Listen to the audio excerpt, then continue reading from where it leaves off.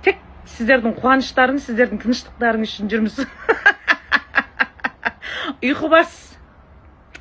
Төркіні жақынның төсегі жиылмайды.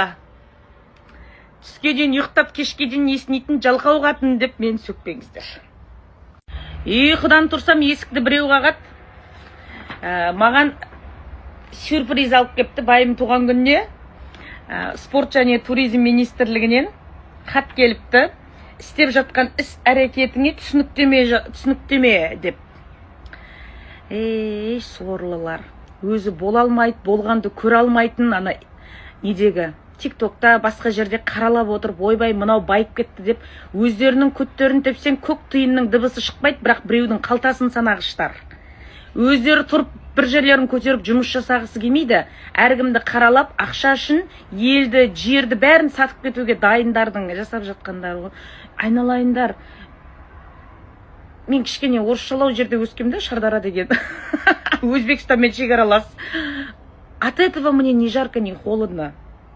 Понимаете? Бұл жағдай өткен жылда болған. Блогер Ырысбала Икрамбайға желі арқылы сұрақ қойғым келеді. Өйткені ол кісімен блоктап тастаған, және де менеджерлары да ешқандай жауап бермейді. Не туралы сұрақ десеңіз, маған көптеген хаттар келіп жатыр. Мысалға сіз 2021 мен 24 жыл аралығында елден өз Каспий Голдыңызға ақша жинап, жаңағы мұқтаж жандарға үй тараттыңыз. Сол себепті сіз берген үйлер мұқтаж жанға берілді ма? Мұқтаж емес сіздің алыс жақын туысыңызға берілді ма? Өйткені сіз таратқан үйлердегі мұқтаж жандарды танып, маған көптеген хаттар келіп жатыр. Сол кісілердің көршілері жазып жатыр. Диана негізі осы кісі мұқтаж жан емес, өзінің үйі бар еді, не себепті ол кісіге үй берді деген сияқты көптеген сұрақтар бар. Ол сұраққа жауап бергіңіз келсе, маған хабарлассаңыз болады. Мен сізге хаттың барлығын көрсете аламын. Ең басты сұрақ менде мынандай болып тұр. Және де осы сіз берген үйлердің арасында Сарыкемер ауылындағы үй туралы мынандай жақсы сұрақ келді маған. Сол Сарыкемердегі үйді бір біздің атақты әншінің туысы берді дейді. Сол рас па? Және де сол туысы берсе, сіз бірақ ол үйге жылу жинапсыз ары қарай. Сол үйдің ақшасы қайда кетті, қаражаты. Және де заң бойынша қайырымдылық қорлар сайт ашып, сайтқа бүкіл мәліметті жариялап отыру керек, онлайн түрде болсын. Енді осындай көптеген сұрақтар туындап жатыр, маған жазып жатыр. Енді сіз қай бір сторисіңізде айтыпсыз, маған 1,5 миллион аудиториясы жоқ адамдар сұрақ қоймаңдар деп. Онда сізге сұрақ қоймайтын болсақ, мен органдарға, сонымен қатар прокуратураға сұрақ қояйыншы. Біздің блогерлар өз Каспий Голдын бақырайтып қойып, елден ақша жинауы қаншалықты дұрыс, заңды ма? Және де сол ақшаны елден жинағаннан кейін, халықтан, қазақ елінен, мен ешкімге есеп беруге міндетті емеспін дегені дұрыс па? Не себепті онда біздің блогерлар халықтан ақша жинайды, егер оның есебін көрсете алмаса?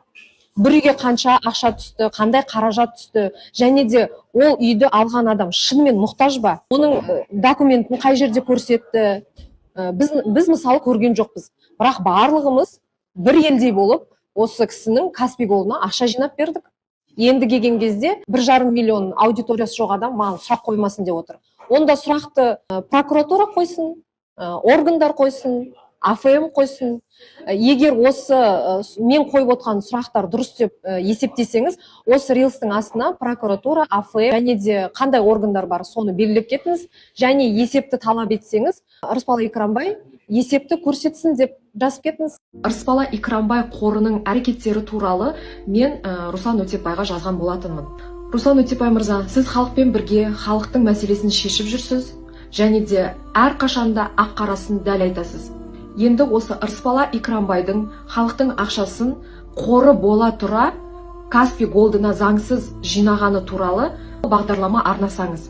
Және де өзіңізді білесіз, халықтан жиналған ақша туралы халыққа қор директоры жауап беру керек. Былай айтқанда, выписканы көрсетіп, отчетін көрсетіп отыру керек. Халық алдына шығып, осындай мәселелердің ақ қарасын айтып жүрген жалғыз бетке ұстар журналистіміз өзіңіз болғандықтан, мен өзіңізге осындай өтініш айтып отырмын. Осы мәселенің ақ қарасын зерделеп, тексеріп, мендегі жариялаған бар видеоны қарап, және де басқа да мәліметтер керек болса мен беруге дайынмын. Болмаса Ырысбала Икрамбаймен мені беттестіріп, жүздестіріп өзіңіздің студияңызға шақырсаңыз. Әр сөзіме жауап беруге дайынмын. Енді Ырысбала Икрамбайдың бір ауызашарына бардым деп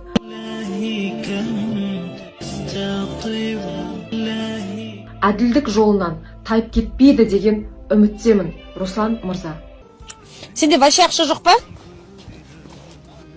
Каспиде бар ма? Қанша бар? Так, мен саған 100 мың жібердім Халық банкке, енді Каспиден қай номерге қанша жіберейін, соны айтшы.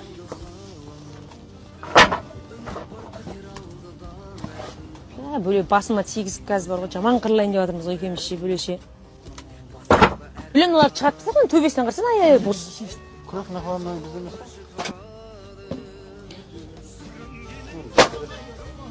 Мансы сен жібердің ба? 1000 мешок алдық, одан кейін тағы 1000 мешок қостық, дұрыс па? Кейін қосың, конфет пешенеге қайтқан не қылдық? 1000 мешок алдық, кейін тағы 1000 қостық, я? 1000 қостық, я? 2000 мешок, 50 күрек, я? 200 перчатка, 100 шелек, батарейка алдық, одан кейін бачок алдық 85-тік, дұрыс па? Фонарик алдық. Фонарик қанша алдыңдар? 53-тік фонарик, я? Болды. 200 перчатка алдық, әйтеуір керек нәрсе ғой деп, су тартылғанша деп. Біздің жігіттер үстіп артылған ақшаны әкеп береді ғой, тиынын тиындай. Теңгесін теңге дей. Так. Одан кейін мына жерде бізде 443.220 теңгеге печенье, конфет, одан кейін не алдық? Пряник алдық. Мына iPhone деген дүние маған 11-ден бастап біткен. Қазақта бағалай алмағанға бақ қонбайды, қуана білмегенге құт қонбайды дейді. Бақ қайдан келеді, соны бағалау керек дейді. Маған енді табыс табу осы телефон арқылы келгеннен кейін, мен үшін бұл телефон деген дүниелер өте қымбат нәрсе. Сондықтан мен сатпаймын. Енді 11-ді мен ырымдап бір қызға бергем, 12 менде болмаған, мынау 13, 14 болмаған, мынау 15. И мынау 16, мынау маған қытайлық партнерларымыздың сыйға берген Huawei. Бұл сол уақытта шыққан кезінде Қытайдың өзінде 1.700.000-дай тұрған. Бізде ол кезде 3,5 миллион тұрған. Кітап қой кәдімгі. И мен қолымда қазір 17. Стористарда кішкене айырмашылық бар ма? Сезініп атсыздар ма? Енді қарап тұрғанша бір нәрсеге жарап тұрғанда дұрыс бұның. Білмеймін, қимай жүрмше. Армысыздар ағайындар, қалайсыздар? Мен мына TikTokта Ырысбала деген қыздың үйде шықсам мен өтіп кететінмін ғой, бірақ қойшы. Өтірік қой сол деп. Сенбеймін деп өтіп кететінмін. Бір видеосын көрдім, осыдан 2 күн бұрын. Еркек болып менің көзіме жас келді. Ырысбаланың істеп жүргенін, біздің Қазақстанда біраз еркектер істей алмайды шығар ана ерлікті. Мен риза болдым. Бізде қаншама байлар бар ғой. Бірақ қаншама байлар бір Ырысбаланың жасаған дүниесін әлі жасап отқан жоқ. Мүмкін бар шығар, жария қылмай отқан шығар. Бірақ біздің көзіміз көрген осы Ырысбала деген қыздың жасап отқаны өте ерлік екен. Мен енді бұрын мойындамайтын, қойш, подписчик көп, хайп шығар деп, бірақ кеше видеоларын бәрін көріп шықтым.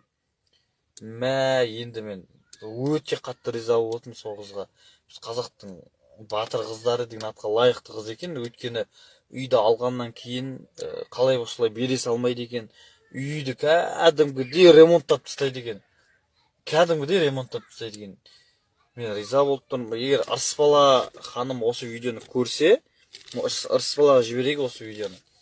Ырысбала видеоны көріп отырса, егер Ырысбаласы көріп отырсаңыз, Алматы облысында бір болатын, сол үй берген ағайындарыңыздың ішінде біреуінің ішінде той болатын болса, сол бір тойына мен тегін барып берейін, той жүргізетін жігітпін ғой.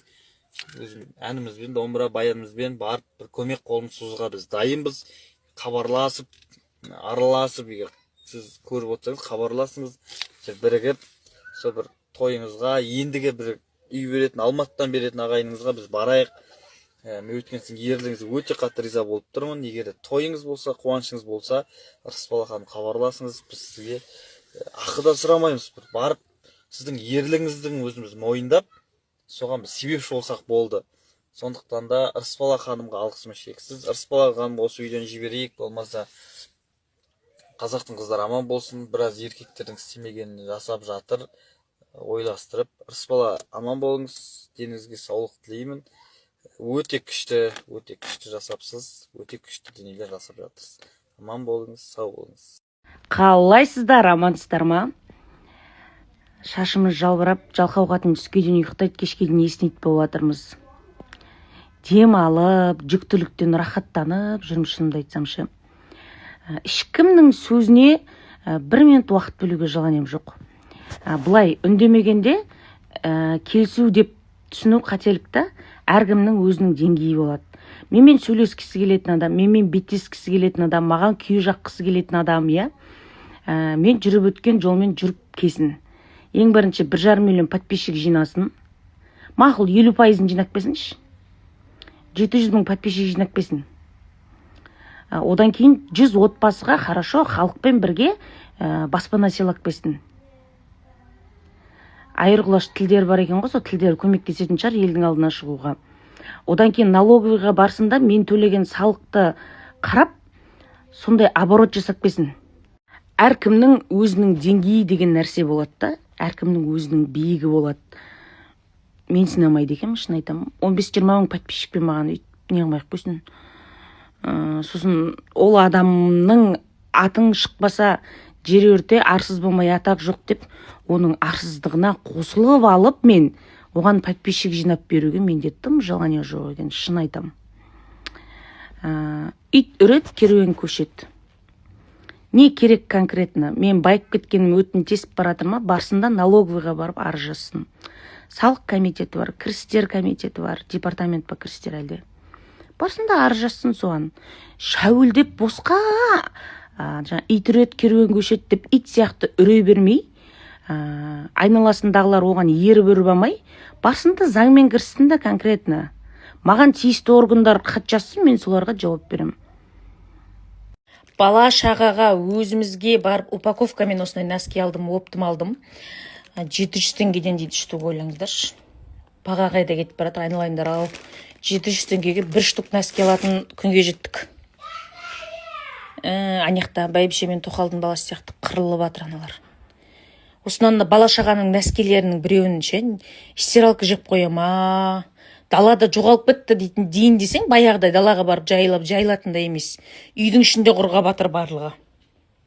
Мына нәскелердің тіккен ата-бабалар бізге риза шығар. Киюге ұят, тастамасаң болмайтындай жағдайға жетті ғой. Мына жерде бәрі бір пары жоқ нәскелер. Келе ғой. Не болды, не қырылып атсыңдар? Очередке, кезекке тұрдық билет сатып алуға. Билет жоқ. Ең соңында біздің кезегіміз келгенде уже билет жоқ. Тек қана 250 мыңдық билеттерден санаулы ғана тұрды. Енді құрсын 250 мыңға 4 билет, миллионға билет алатындай емес қой енді. Қате 70 мыңдық болса да алатын ем. Енді қарасаңыздар, ортадандай алып сатарлар ғой. Кеше енді сатып жатыр да. Ойын басталуына бірнеше сағат қалған кезде сол 150 мыңдық билеттерді 500 мыңға, 250 мыңдық билеттерді 600 мыңға. Біз қазақ қашан осындайды қояды екенбіз деймін да. Құрбан айт кезінде қой қымбаттайды, мақұл. Еңбегі қой баққан қойшылардың үндемейік, иә. Құрма қымбаттайды, ораза кезде, жаңа жыл кезде продукты қымбаттайды. Диқаншылар егін екіп бастаған кезде ерте көктемде солярка қымбаттайды. 90 минут ана жерде доптың артынан жүгіру деген оңай емес. Ол жерде құр жүгіріп жүрмейсің, айла бар, тактика бар қосылатын. Басты қоса аяқпен бірге жұмыс істету керек. Ол балалар бір ай алдын тренировка жасап, кеше неге шығып кете саған жоқ поляға. Жылдар бойы тіпті бала кезінен осы футболға қызығып, осы футболға өмірін арнаған адамдар ғой. Аман болсын барлығы. Тырысты ғой жігіттер. Жоқ, мен бір қарным ашатын ше, енді Алматыда біздің үйімізге алыс емес жер ғой, стадионда. Барғымыз келді, билет алуға очередке тұрдық. Билетті қатты қымбат болған жоқ, әйтеуір 30 мыңдығын асақта, барып айғайлап отырсақ та поддержка беріп. эмоция, өмірдің өз бақытты сәттерден тұрады ғой, сол сияқты өміріміздегі бір эмоцияға толы әдемі сәт болады деген оймен бір 3-4 билет іздедік. Балаша бір түсінетін 2 баланы алып барайық, Сарыбайым өзім барайын деп та.